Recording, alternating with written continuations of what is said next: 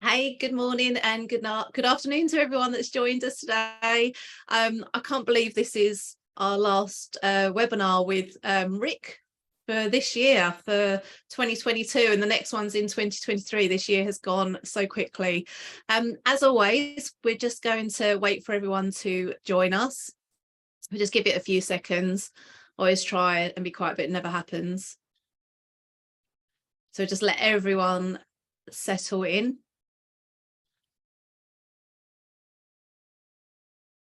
So as always, we love, I particularly love these webinars because Rick is one of the most interactive presenters that we ever work with, and they're always really good fun. So I'm really looking forward to today. So shall we start, Rick? Are you ready? I am ready. Let's get started. Okay, so today we're going to be talking about oh my God, I can't even speak. Today we're going to be talking about the ROI benefits of using an employer of record. So just before we start, just to let you know, the webinar is being recorded. Please post questions in the chat, and we also have like the question box as well, but put them in the chat, it's easier for us. The recording will be sent to you post-webinar with the slides. So Rick, over to you. Do you want to introduce yourself to everyone? Sure. So Rick Hammell, founder and CEO here of Atlas. My background's an HR background. I've been in HR for, wow, it's almost 15 years. I almost dated myself when I said that, Melanie. And it's really, my passion's really helping people and really helping people understand kind of what the new way of supporting or looking at finding talent around the world and how we can simplify that. So I like to say typically on these webinars, I want you to ask questions. I want you to be very interactive. We're going to go through, we've got a number of slides here, but really, I want to make sure we're helping you. We're getting you guys the information you guys need to be successful. And we're here to talk about the benefits of employer of record. So I know a little bit about that and how that operates, but also what you should expect when partnering with an employer of record. So thank you. Thank you, Melanie. Thanks, Rick. So I'm Mel Pizzey. I'm the CEO of the GPA, and I'll be here supporting Rick with today's webinar. So we just got the first webinar. Oh, sorry, the first poll. Let me just see if I can. Oh, this is the joys of Zoom. Sorry, I'm having a few technicals. Let me just do this. So I think, Rick, you wanted to know really who is currently. The first question is, do you currently use an employer of record? Yes or no? So I'm just going to launch that now.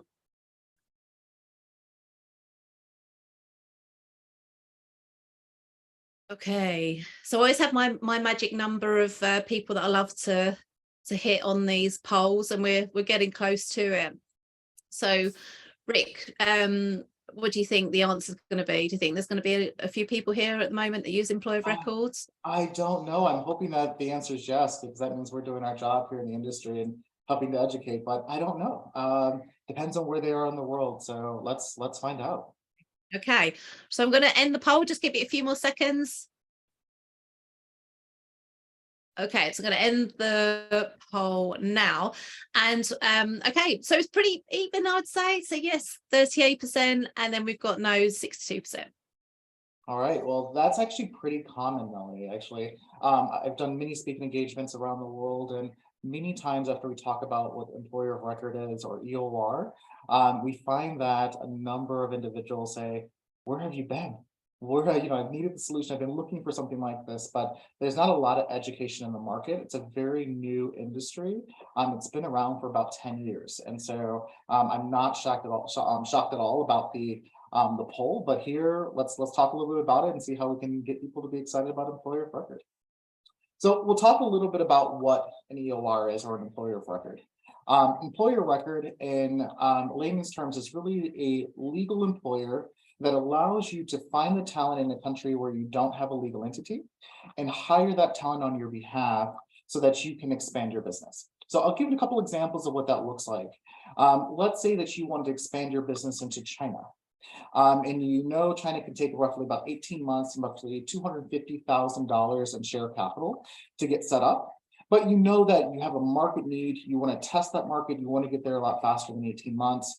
Using a partner or partner with an employer of record allows you to be able to hire that talent in the country where you don't have that legal entity, but the employer of record is responsible for the back end of the employment. So the employment agreement, taxes, payroll, benefit administration, and where you are responsible for the day-to-day management of that employee. So the employees write a direction, the employees, what they're doing on a day-to-day basis, their performance evaluation, you're choosing their salaries as long as it's compliant with the local country, where the employer of records really there is your partner to make sure you're fully compliant and that the employee gets all the benefits that they're entitled to as an employee in a given country.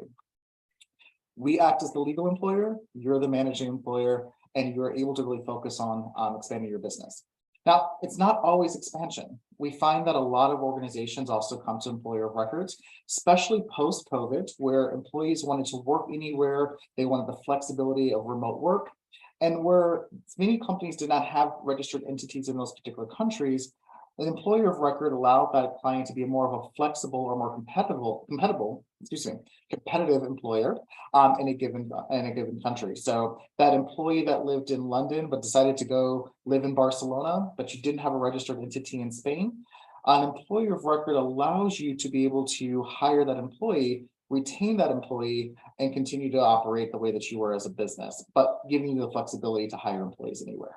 So really a lot more flexibility in employment, a lot more opportunity to hire the best talent around the world. And also when you think about how you're expanding your business or how you're going to test certain markets, using that example I gave earlier of China of $250,000 a share of capital in 18 months to set up that particular entity. Well, we can onboard employees as soon as 5 business days in that country. So you're able to go into the country a lot faster. You're able to then test a market to see, do I want to spend that money to actually set up an entity, do all the legal work behind that before you actually know what your market is? And it gives you that flexibility to make decisions a lot faster. So the employer record is your partner in how you expand your overall business. So I see that there is a couple questions here. What is the difference between employer of record and PEO? Great question. And I'm very passionate about this question because I also come from the PEO industry, which is predominantly a US-based organization. Now, a number of organizations or a number of countries started to use that term because it was something that was very prevalent in the US. There's over 900 domestic PEOs in the US. But the term PEO and the definition by law in the US outlines that it's 2 legal employers employing 1 employee, and there's risk and management behind that as well. Many companies use PEOs for if it's workers' compensation or if it's benefit administration, but there's still liability that goes with both employers. The managing employer still assumes all the risk in regards to the day-to-day management of the employee with the PEO. Where on the EOR side, there's only 1 employer, there's 1 legal employer because the client wouldn't have a legal entity in that country. So the difference really is PEOs were 2 employers employing an employee in a given country. EOR is really there's a sole employer supporting the client in that particular country. Now, when you think about the rules and regulations in many countries, in PEO, where there's 2 legal employers, that actually is not legal. So, for example, one of our requirements here at Atlas is we will not partner with clients that have registered entities in a given country and where they employ employees, because that creates discriminatory practices.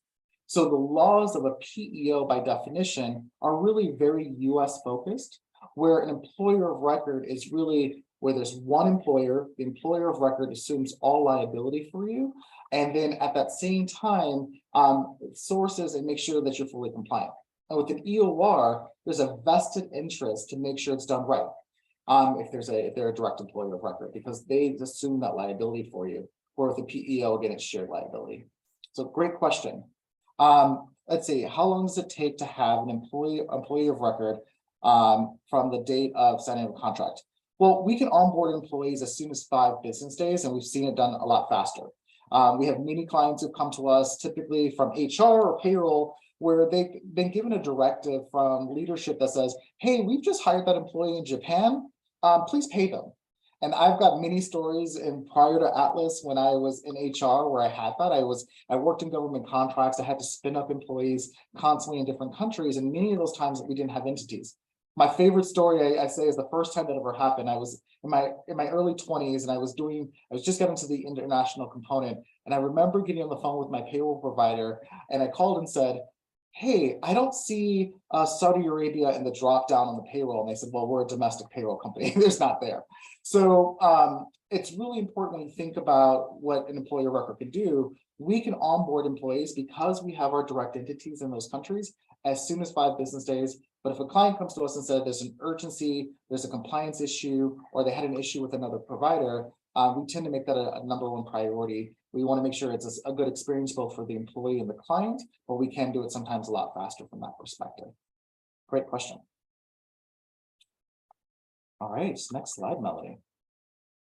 And you guys, if you have any questions, I talk very fast, blame the Midwestern in me, but if you have any questions, please continue to throw them into the chat room. I really appreciate that. So let's talk a little bit about what the benefit of the return on investment that an employer of record can provide when supporting clients in many countries. One, typically customers want to onboard employees very quickly. So just like the question we just answered, they want to know how fast can I get that employee on board. There may be a compliance issue, or they're being reactive to a requirement to hire an employee in a given country, or they just have an urgent need. They found good talent. They want to get them on board. Or as I mentioned earlier, that retention, that employee that was living in the UK but moved to Barcelona, and then we've all realized there's a PE risk and a compliance risk there because that employee is no longer in the UK, and you want to make sure that you're fully compliant. So clients want to have speed to market. They want to get employees set up pretty quickly. We talked about compliance, meeting compliance regulation requirements as well. And I think this is a really important one because there's a lot of things out there on the internet that can be misleading, for example. So let's use Europe, for example. You can go online and someone says, well, I can have an employee in Romania and I can pay them out of the UK. Well, no, well, after Brexit, probably not, but let's say Ireland. And let's say you're based in Ireland and now you're paying them out of, you're paying someone that's in Romania. Well, what's really fundamental is, yeah, technically they're part of the EU, you can hire them, you can pay them, but the fact is the employee is actually in Romania and the employee is entitled to the benefits where they actually live and work. And so although legally you could pay them in Ireland, when the employee is entitled to a benefit like maternity leave or disability leave, that's where it gets a little bit more gray because you're not remitting taxes, for example, in Romania, you're remitting them actually in Ireland for that employee. So the benefits they're entitled to in their home countries, that's where it becomes a regulatory issue or compliance issue. And so if you go on Google and you look it up, it says you can do it, but it's really understanding the rules and regulations and how to make sure you're fully compliant in a given country. Global payrolls, it's a given, right? We've got to make sure that we're paying employees in a country and making sure that they're paid on time based on their employment agreement from that perspective. And so the employer of record allows you to operate in multiple countries where you're able to process payroll. Depending on the size of the employer of record, Atlas, for example, has our automatic system where you can actually truly onboard, manage, and pay employees in a single platform. You don't have to worry about going to 15 different systems or 15 different platforms. Our platform actually allows you that automation and gives you the visibility that you need. And when you're talking about mass amount of employees, we have clients who have onboarding and offboarding of employees in many countries. You can actually manage that in one platform. So one provider, which gets down to the vendor consolidation. That's really important as well, right? Clients want one throat to choke. They don't want to work with multiple providers. So having one provider to really support them across the globe, and then seamless integration as you talk about your HCM platforms or your expense management platforms. You want one thing that you can actually pull data in, make sure it's fully compliant from, for example, a GDPR perspective, run the reports that you need, get the outputs that you need so that you can actually really focus on your business and not have to focus on the complexity and compliance of doing business in different countries. And so an employer of record can actually do that and support that. Where you look at Atlas, we own and operate over 160 countries and operate in 160 countries around the world. So we give clients a bigger footprint. We like to tell our clients, it's not just the first country that you're doing business in. We want to talk to you about the next 10 countries that you're doing business in. So we have a network that's big enough that we can expand. And because we own and operate that, you're not having to worry about working with third-party vendors or fourth-party vendors. In some cases, we don't outsource that from that perspective. Localization expertise is really important, your global footprint. And I'm pretty passionate about this as well when we talk about the making sure the employees have a really good experience. It's really important with what we do is we manage salaries and benefits, and which really impact the employee's livelihood.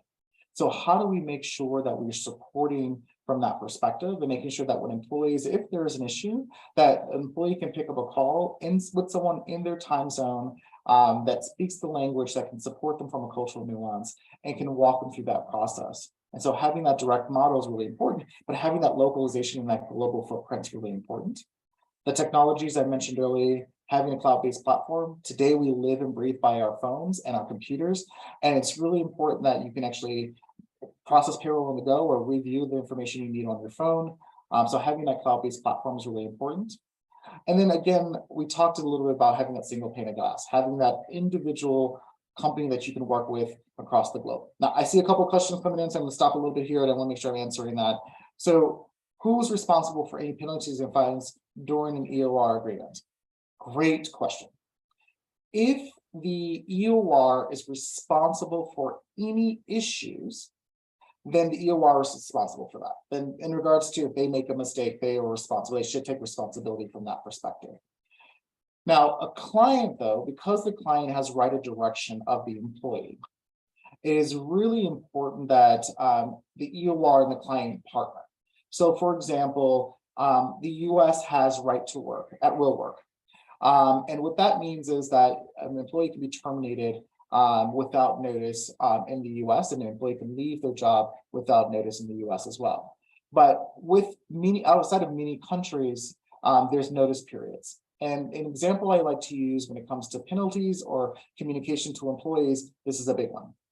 If a client goes to an employee and is used to at-will employment and says, we're terminating your employment today without communicating to the EOR, who needs to make sure they're taking the proper steps, if it's creating a mutual termination agreement, providing official notice periods, providing the context or the final compensation calculations for you.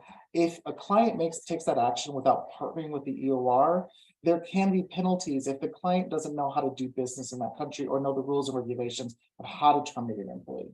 So in that instance, the client will be responsible for those penalties because the client took action without partnering or communicating with the employer of record. So it really is on a case-by-case basis, but I like to simplify it by saying if the employer of record makes a mistake, the employer of record is the one that's responsible. If the client makes the mistake, the client's the one that's responsible for those penalties. Question is, do we provide immigration and visa services part of the EOR? That's a great question as well. One thing that's really important for a direct employer of record is that visa mobility and support and sponsorship. Because we're not outsourcing that to third parties, we're able to actually provide a sponsorship for visa and mobility as well, because we're the direct employer from that perspective. So absolutely we can.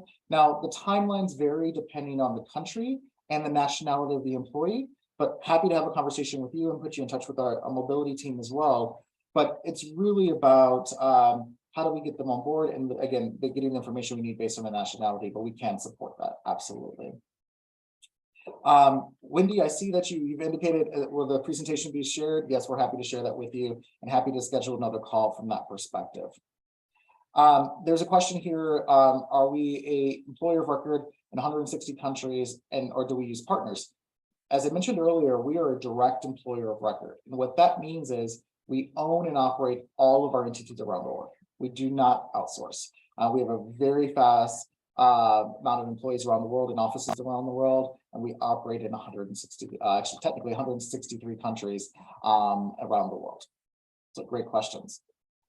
And the last thing, I see another question here. Can you tell us about any limitations, like i.e. the employee under EOR cannot have a company credit card?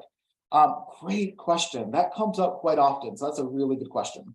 A limitation with company cards, that really depends on your company policy. An employee can have a company card, an employee can have a company email, they can have business cards, because again, you are the managing employer. I just recommend that you look at your policies and procedures and partner with the EOR on making sure you adopt your policies and procedures to any employees under the EOR model. We're happy to look at that because policies are one thing that we do really well in looking at the country. And what we would do is we would say, what are the rules and regulations that an employer can enforce based on policies, for an example, a credit card, and how do we implement that within their agreements or the addendum of their agreement based on your company policies. But you can't have it. It's really your choice from that perspective, and it's subject to your company policies from that regards. So great questions.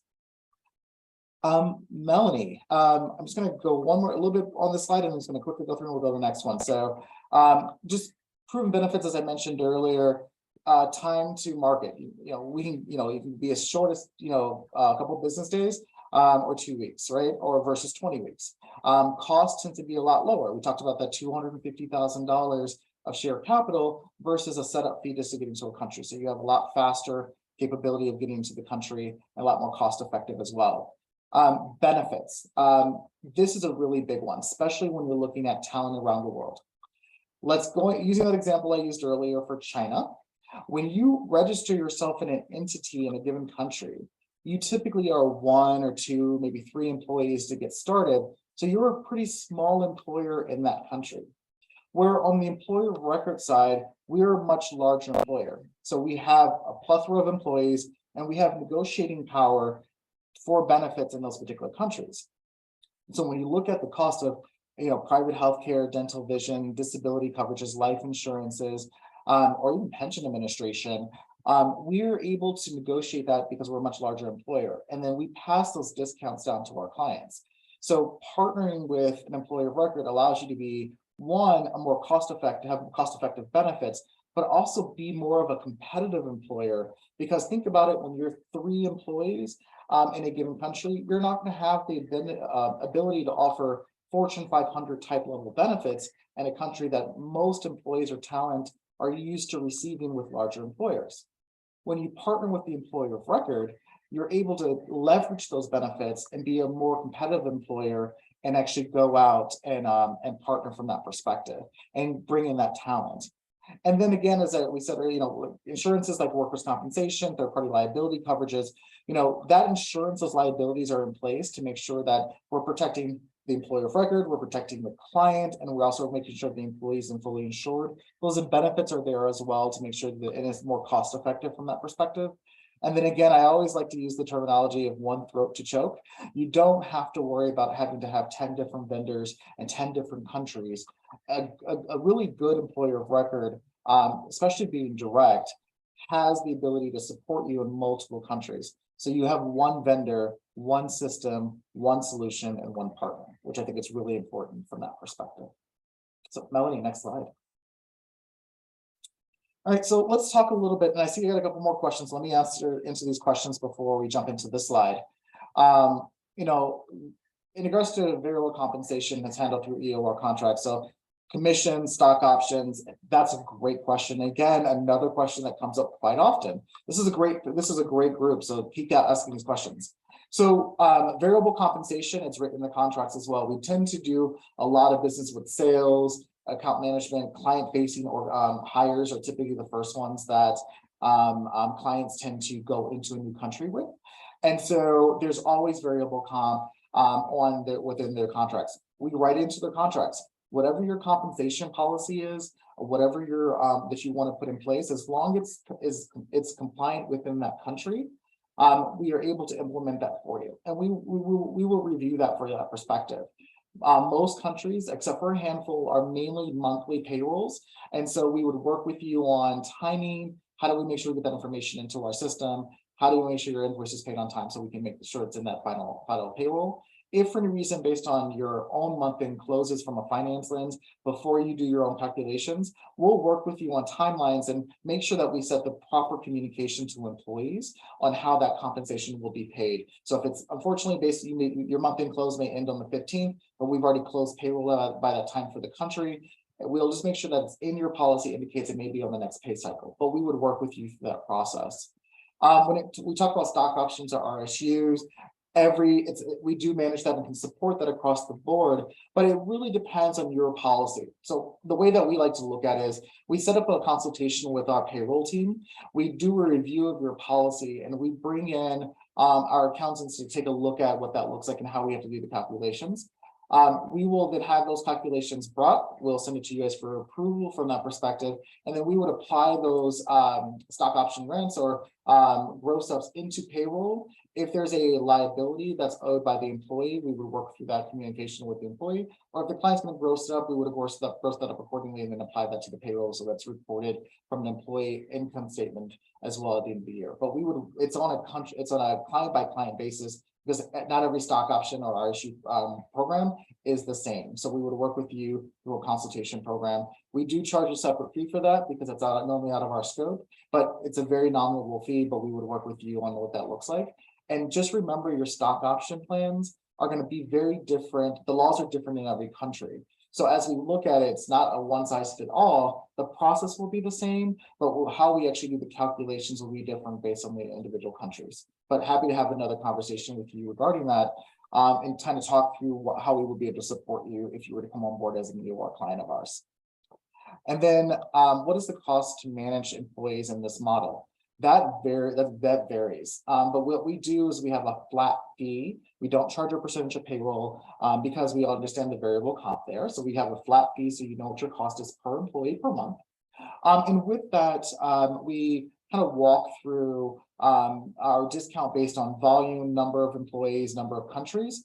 And we look at not only where you're starting, but where you're looking to be over the next year. So we would partner with you through that process. And as we put together proposals, we try to find the best approach. I'm not going to say we're going to be the cheapest. We're not going to be the most expensive, but there's a value add that comes with partnering with Atlas that we tend to see that our clients have that return on investment, but it really just depends on your scope, countries that we're supporting, but we do keep pricing consistent across all the countries, but we just look at it overall and scope that up for you guys. And then another couple questions actually. Can we offer benefits outside of the EOR? Meaning, can you provide it directly versus the EOR? Now, I'm going to answer that question both ways. And that's something you have to really think about from this perspective. Many times, private insurance is a taxable benefit to employees. So if you are offering healthcare to employees outside of the employer of record model, you may not be reporting the benefit to the employee correctly. So think about, for example, the UK, where benefits are taxable, it's considered taxable and has to be reported on the P11 forms. That is really important to understand because the employer of record can't take your plans and report that because it wouldn't match our actual income statement or that we report to the government as well.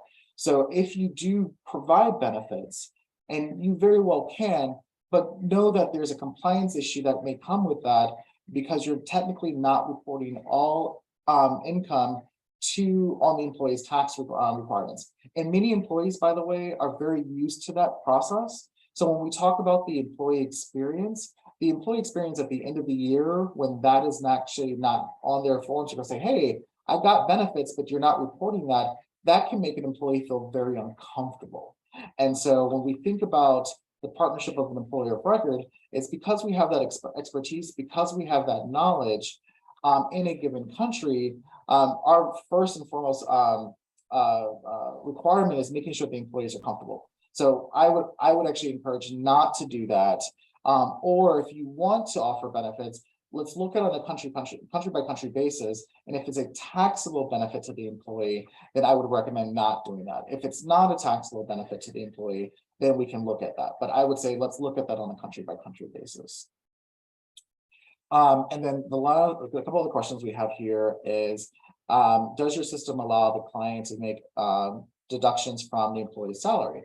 Well, yeah, it's a payroll platform, so you have the ability to make deductions on anything that's compliant and legally able to deduct from an employee. So if you're going to do a portion share for healthcare contributions, if there's an advance that you gave the employee and that you have a agreement that we want to deduct that back and get that credited back to you on a scale that you can deduct from the employee from a compliance perspective, yes, you can do deductions from that perspective, and we would just have to outline what those are. Anytime you do deductions from an employee's salary, you have to have it documented, because you never want an employee to say, hey, this has been taken out of my salary for a couple of months and I didn't know what this was. So especially if there's an advance or if there's benefit selections, we always make sure that the employee signs off or anything that's going to be deducted from their salaries. But can you do it? Absolutely. And then can you customize? And this is the benefits. Yes, so we can customize benefits. We have a plethora, I call it our master plans. We have a plethora of benefits that we offer, both from a global perspective and a local perspective. And so depending on what you need and what your requirements are for that particular employee, I'll give an example. An employee that's a sales manager that's traveling between multiple countries.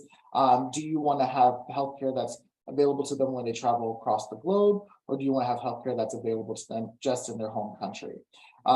That's really where we will look at and come up with a plan for you guys.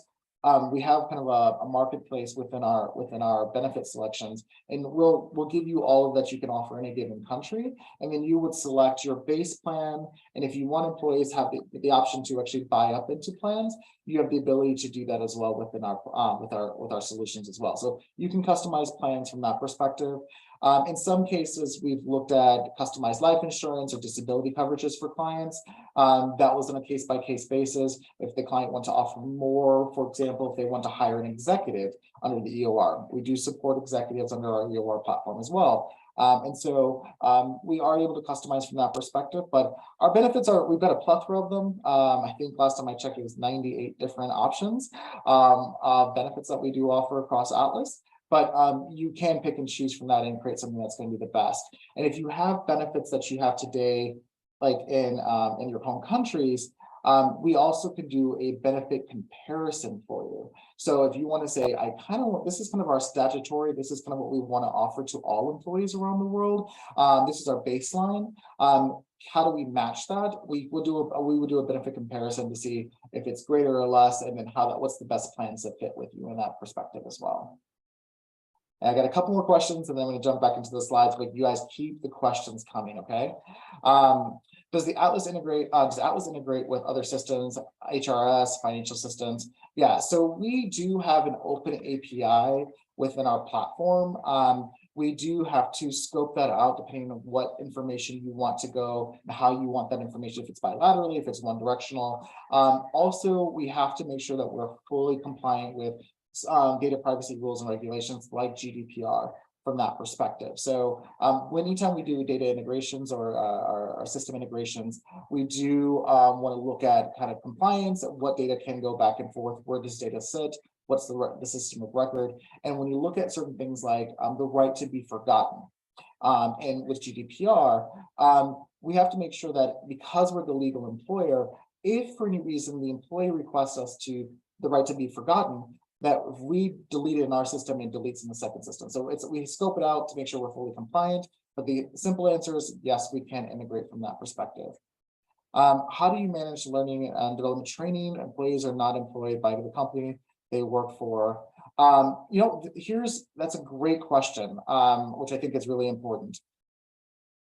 We don't manage learning development for our clients. We do have integrations with systems like Coursera, where clients have access to that or employees have access to that within our platform. But when you look at learning development, that is something that it falls on the responsibility of the managing employer. So you have to think about how you want to manage that and how you want to support the employees. I can't stress enough that just because they're under the employer of record does not mean they're not part of your culture. Doesn't mean they're part of your organization. You are still responsible for the management of that employee. And again, the culture you're looking to cultivate within your organization You are responsible for that. And so that's where I want to make sure that, sometimes we think, employee of record or employee leasing or staffing, that's outsourced.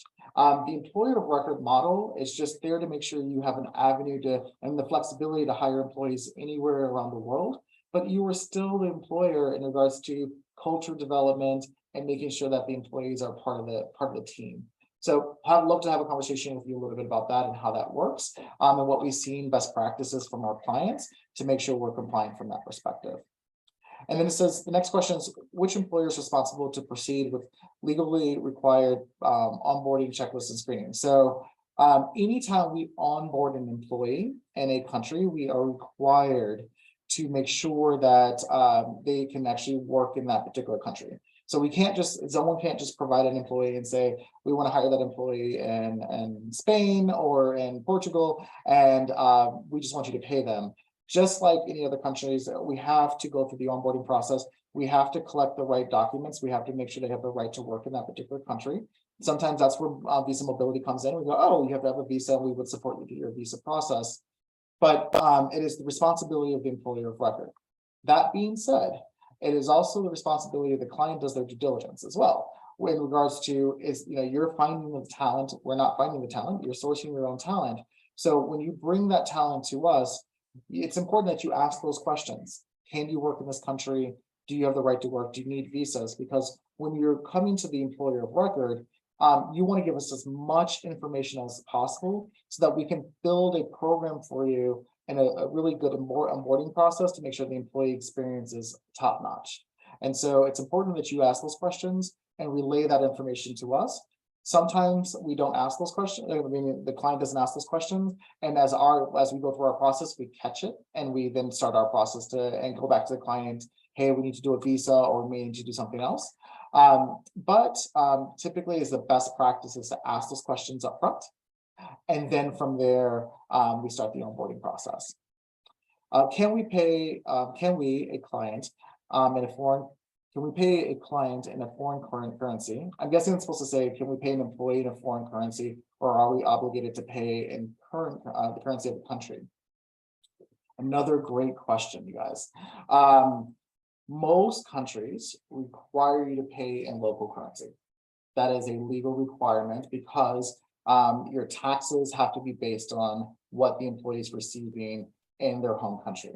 Now, there are some exceptions, and again, this is a country by country basis, where you may be able to pay in a different currency given the volatility of a currency in a given country. It is rare. It is very rare for that to happen.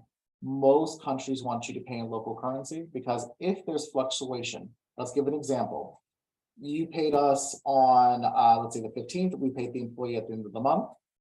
In that time frame, the currency that we're paying them in, like for example, USD, has increased value, but we've only calculated taxes at the time that we actually processed payroll. There's a fluctuation with that, but the employee receives something with a higher value. That creates a lot of complexity from a compliance perspective. So I always recommend local currency. It's the best practice to go. But again, there are some countries that will allow USD or Euro in some cases. But best practice is always local currency, even if employees prefer a different currency. So I hate to say that, but it's really important because from an administrative perspective, you want to make sure that you're above board. You never want the government to feel like you are not paying your taxes accordingly. Okay. Great questions, you guys. I got one more, and I'm going to jump back into the slide. Assume that a U.S. organization wants to expand to another country and wants to pay in home. And host country too, how would you handle that? So what you're referring to is a shadow payroll, or which basically means that an expat is in a foreign country. They are paid on whatever the minimum requirement is in that country to comply with their visa requirements, but their actual payroll, majority of their payroll is paid in their home country for the remaining taxes. That's actually pretty common when it comes to expats traveling. Because, for example, the US is a worldwide income country. So you're going to report your income no matter where you are in the world. And there's also tax benefits for employees where they're exempt up to, I believe it's $120,000 when they work abroad. For that example, we would do a shadow payroll, but we would only be the ones that's responsible for the country payroll because you will be processing payroll from that perspective. So we would when we do the visa for that particular employee, we would run the minimum requirements there. We would make sure that we're processing payroll, depending if you want the employee to receive a minimum amount in that particular country, or you want it to be completely zeroed out. And we would have to look at the rules and regulations of that country. We would have to work with you on that, but we can do a shadow payroll. We do that a lot for a lot of our government contracts, where they have foreign nationals, specifically under the US, going to other local countries on a visa, but they want to do a shadow payroll from that perspective. And we can partner from that perspective as well. But Neil, happy to have a conversation with you later about that, and depending on your actual requirements in that country. All righty. I'm going to do one more question. I promise Melanie, I'm going to jump back in, but the questions keep coming. If we start with an EOR, and at a second, at a second moment, we set up our own legal entity. Well, could we make a transition, or is there a minimum period that we should have the employee hired in the EOR? Marco, great question. This happens all the time, and I always recommend thinking about time it's going to take you to set up that particular entity, what's going to be cost effective, and when you should probably do it. Typically, you find that clients, when they are ready to set up entity, it's typically over 15 employees that in a given country that they're looking to do that. Our solution here is to make sure that we're simplifying global expansion for you. So the ability for you to be able to grow your business, let's use that example for China, where it takes 18 months again. You're going to want to establish that process. You're going to want to start that process, but you want to get into market faster.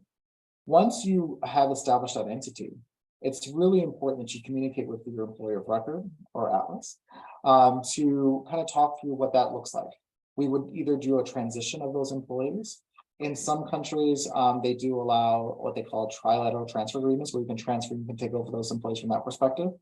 Many countries don't allow that, though, which means you would have to terminate those employees to then transition them over, it's just paperwork from that perspective, where we would terminate under the employer of record, you would rehire in your entity. It's also important when you communicate with your employer of record, when you set up your entity, it's not just setting up your entity, then you can pay employees. Many times there's other registrations that you have to put in place. And so this is where that relationship with the employer of record is going to be there to support you, is because you may think, I've got my entity established. Now, am I able to go ahead and hire the employees? In many cases, you still have other registrations you have to do. And in countries that are like, for example, in Europe, throughout Europe, there is a thing called TUPE, where you have to be able to offer the same level of benefits, if not better, to the employees when you transfer those employees. So making sure that you have the proper benefits established in those particular countries, making sure that you're compliant through that transfer of employees, because if the employee is doing the same job and they're getting paid, then they have to have the same benefits, right? You have to transfer them in and to comply from that perspective. So simple answer is yes, you can transition employees, but the answer is that there's some complexities on a country by country basis that you want to be as proactive in communicating with your employer of record to make sure you transition that very smoothly. Again, our number one priority is always the employee experience.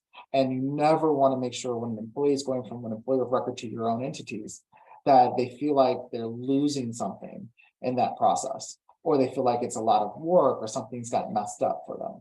So it's really important for communication to partner with someone that can give you the steps to do that. And the last question you had, part of that was, is there a minimum period? So we do require, our minimum is 6 months to be with the employer of record. But we also understand that you may be growing very quickly and things like that. So again, it's a consultation that we'll have with you, but our minimum 6 months, because we want to make sure all the work that we do up front, like the employment agreements, the registrations, the selection and benefits, we don't find that it's cost effective for us to do anything less than 6 months, but we will partner with our clients, especially if it's maybe they're working in multiple countries and then maybe one country's moving a little bit faster. We will work with you from that perspective. All right, so let's talk a little bit about the slide. And you guys, again, please keep asking questions. These are great. I'm really, really excited about that. So, the process of automation means, we talked a little bit about this actually through a lot of these questions. The fact that we have the ability for speed, we can get employees onboarded a lot faster. It reduces the effort to put information into multiple systems.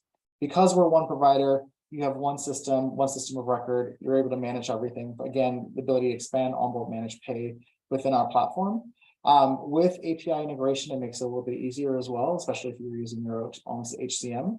But Atlas also has our own HCM, which is part of our overall platform. So you've got your onboarding module, you've got your HCM module, you've got your payroll module, you've got your learning development, you've got your expense management, all of that's in one platform for you guys. When we talk about accuracy, not only are you putting information in the system, we have AI. We're learning what you're doing on a day-to-day basis and how you're putting information into the system. So we know if there's an error, we're going to double check that. And we always fat finger sometimes. 1,000 becomes 10,000. And so how do we make sure we're checking those things for you to make sure that employees are being paid compliantly? Also, compliance is you've heard me say that a lot today about making sure that we're fully compliant from that perspective. Compliance is important because as a direct employer of record or an employer of record in general, we have a vested interest to make sure it's done correctly. If we're not in compliance, we're responsible as an employer. So we have a vested interest to make sure it's done correctly. And then again, we talk about payments, making sure that employees are paid correctly. Every bank's a little bit different.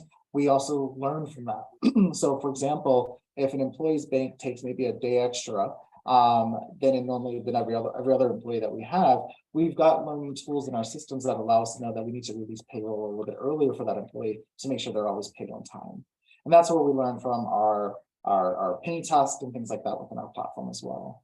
And then again, because we have one single platform, a lot of what you need to know and need to do in the system is there. So if it's not just your first country you're doing business with us, it's all the countries that you're looking to do business. So if it's your data insights tools of how to do business in those countries, review of employment agreements and handbooks in those particular countries, data points, alerts, payroll changes. There was a lot of that going on during COVID. All that's readily at your fingertips or on your computer or your mobile device. So Melanie, next slide. I've got another question that came up, and actually this is a perfect slide for that question. When you say direct EOR, does that mean you do not have any in-country local partners in under 60 countries that you support? That is correct. So we are at our scale, the only employer of record at our scale that is 100% direct. Okay. And here's a great image of what that is. It's a great slide for that. The direct model, and I'll give quite a little story on what that meant. When I was in HR, I looked for a solution like this and I couldn't find one. Everyone I was speaking to had third-party partners, and they were kind of more like a broker relationship from that perspective. And I ended up signing up with one of those particular firms, and that indirect model really created issues from communication, delays, payroll wasn't always paid on time from that perspective. And so when I left that organization and set up Atlas, I said, look, as a customer, as an HR professional, and someone that's very focused on the employee experience, I do not want to set up an organization that has an indirect model from that perspective. So we went out and established entities around the world. We learned how to do business in those particular countries. We hired talent in those particular countries. We learned how to onboard, offboard employees in France. We learned how to do pension payments in Brazil. We learned how to do money movement into China. We learned how to do that and then build processes and procedures on that, and then built our platform on top of that.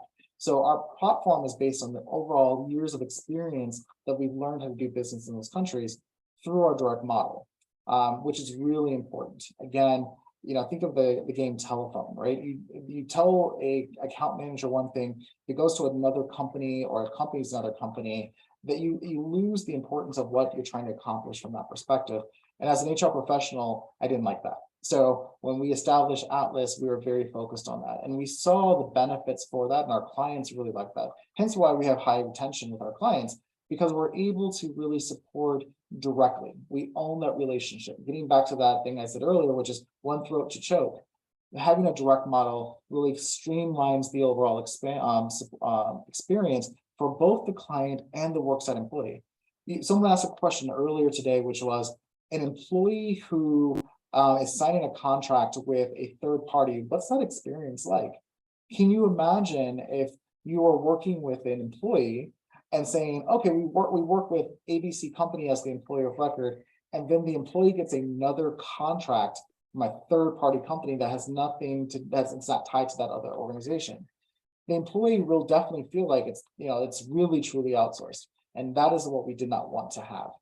We want to make sure that their clients have that ability to be truly a partnership. So if you look at the graphic here, that direct model really gives you that direct access to us and us to the employee from that perspective. The challenges with the third party, and again, a user of the third party in a previous life, was just delays, bad employee experience, difficult to scale, having to work with multiple providers. Some people give you access to their local providers, some people don't.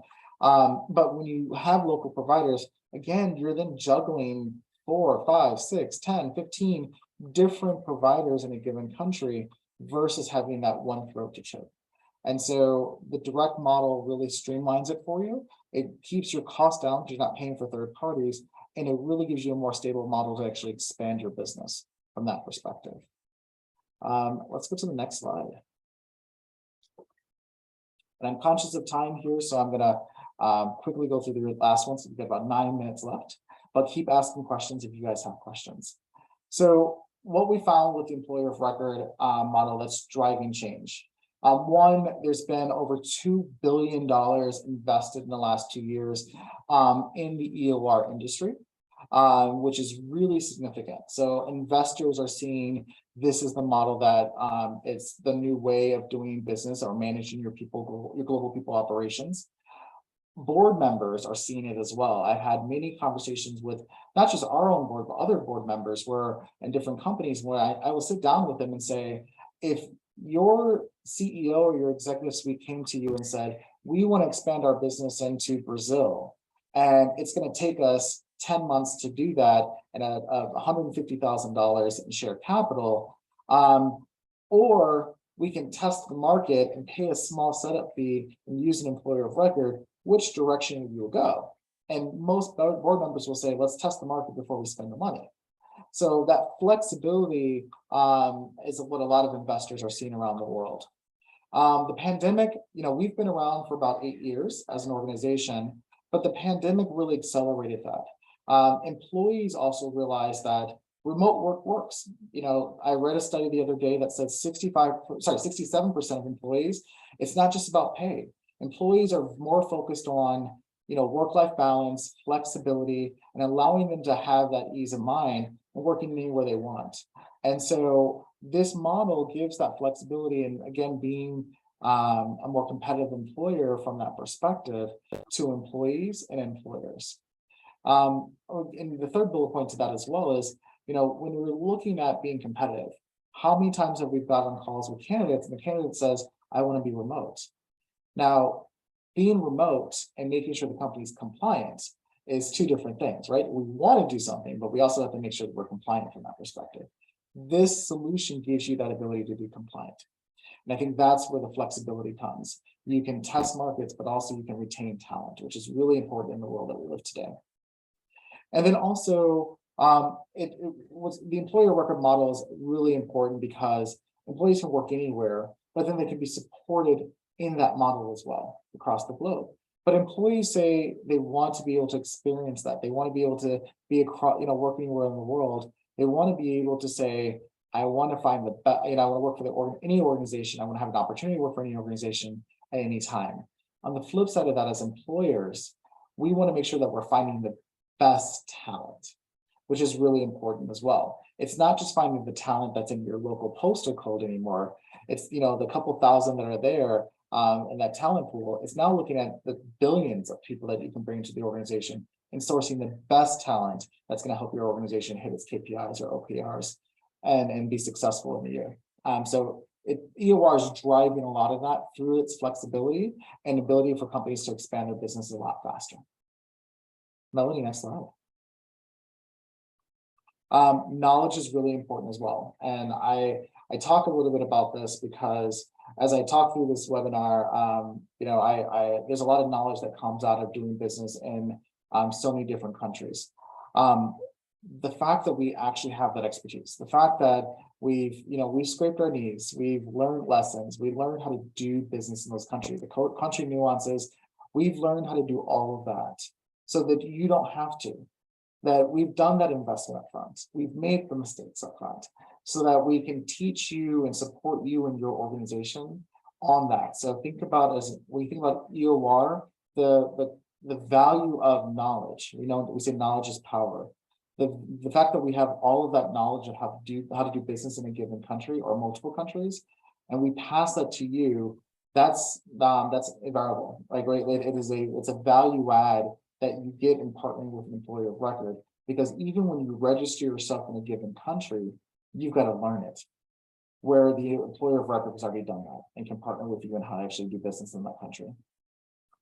Next slide.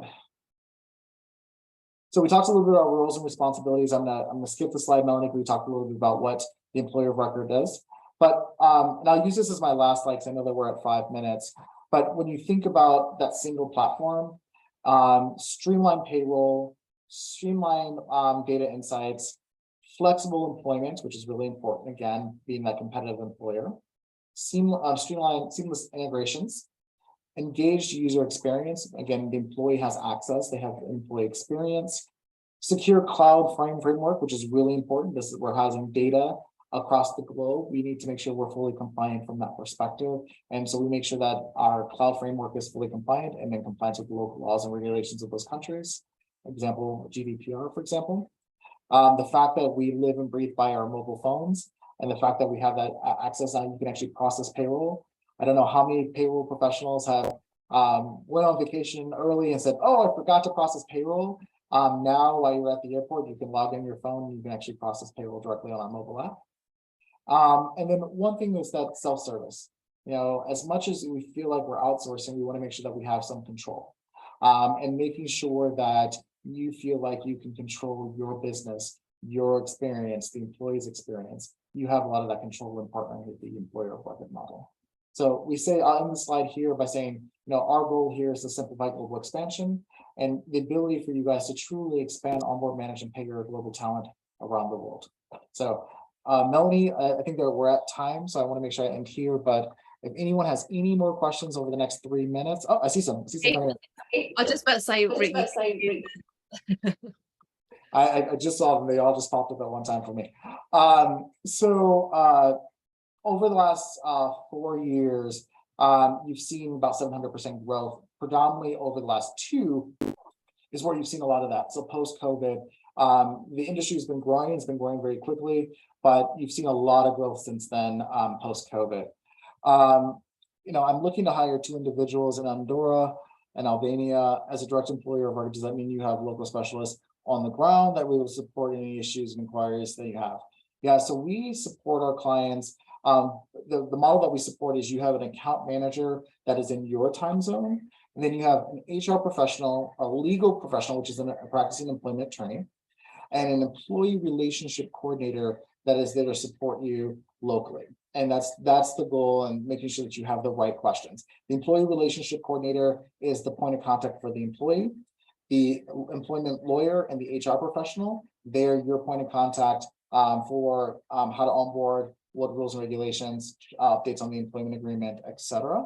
And then your account manager is there in your time zone. So the support HR, legal, and employee relationship is locally. The account manager is there in your time zone to make sure that they're supporting you in your day-to-day business as well. So great question. From there, I'm happy to have another conversation with you directly. Feel free to reach out to me from that perspective. What would you advise on how to select an employer of record? It's a very competitive market. Yeah, so I think you have to look at a couple things when you're looking at an employer of record model and the right partner for you. One, I'm a little biased when I say this, but the direct employer of record model is really important, right? What's the control that they have? How can they support you from that perspective? Technology is another. How do you make sure that you can actually get into a platform and actually process and do what you do best in that platform. Responsiveness is another. How fast can it respond to you? Because typically when you're reaching out to an employer of record, you're trying to get an answer to make a decision. So how are they supporting you? And you can see that through your RFP process or your quoting process. Knowledge. The fact that how much do they actually know and how they can support you in a given country. Ask tough questions. Ask scenario questions. That is what's going to kind of show you who knows what they're talking about or who are the outsourcers. Also look at those who've had funding, because then there's some financial guarantee from that perspective as well. Those are individual organizations that really can support you and has the financial means behind that. By the way, we just closed our $200 million Series B recently. And another thing is, again, just the partnership. Never work with someone that's just a salesperson to you, someone that really can put someone in operations in front of you and ask the tough questions and get answers for. So great question. Do you provide timing and absence? Yes. So in many countries, we're required to do time and attendance, and as part of our solution, we have time and attendance as part of our platform because there's a legal requirement in many countries. Even if they're high salary employees, they have to still track time and attendance. So we do have time and attendance as part of our overall solution. And it says clear explanation on EOR and Atlas. Any insights? Thanks. Thank you, Paul, for the comments, and let me know if you have any additional questions. Well, thank you so much, Rick. You didn't disappoint. Another great webinar, and thank you so much to everyone that asked questions, because I think this is what makes webinars fun now, the interaction. So thanks so much, Rick. If people want to get in contact with you, they can contact me directly, but they can also contact you via LinkedIn. Yeah. Feel free to reach out to me directly, or Melanie. You guys have her contact information, and Melanie can always do an introduction to me directly. So thanks everyone for joining us. Have a great Christmas and a New Year, and we'll be meeting Rick again towards the end of January. So I'm sure that's going to go super quick, and we look forward to seeing you all again. So thanks again, Rick. Thank you. It was a pleasure. Be safe, everybody. Yeah, take care, everyone. Thank you.